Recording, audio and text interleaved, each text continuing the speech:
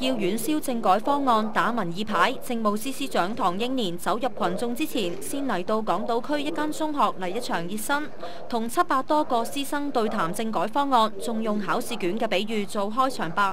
如果我仲有幾年先至畢業，你哋要將畢業嗰張試卷嚟考我可能會肥佬。但係如果你話以今日我就讀嘅班級程度嚟考嘅話呢，呢一份試卷可能攞唔到 A， 但係起碼可以攞到個 B 啊。不過有女教師就喺佢嘅演講期間，斥訴特首同一眾高官帶頭唔投票係做壞榜樣。特首同司長你呢，同埋其他嘅問責官員呢，就講明就唔去投票。咁似乎好似你哋呢，就做咗我哋學生嘅反面教材。咁我想問下啦，如果假設有一日2017真係我哋可以一人一票選特首嘅時候，到時我哋未來嘅同學應該點做呢？我要有權選特首。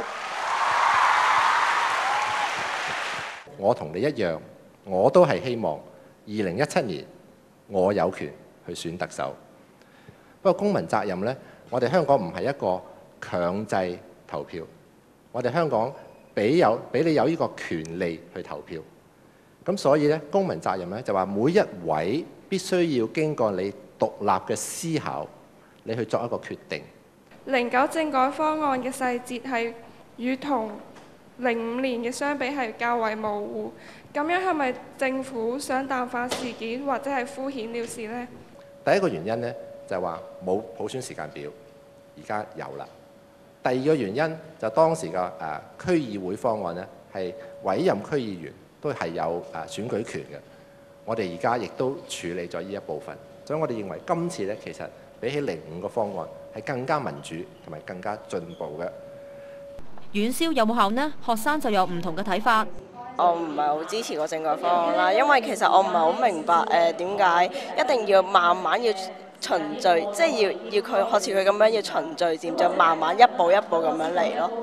政改呢啲係一個真係長遠嘅事嚟嘅咯，唔係太應該太過一時間跳步驟，所以我覺得跟翻中央嘅步驟慢慢去係比較好啲。唐英年又提到，民主政制發展唔能夠一步到位，必須循序漸進。政府亦都會按住實際嘅情況作適當嘅修改，希望市民作出理性同埋務實嘅討論。香港寬頻電視記者黃婷婷報導。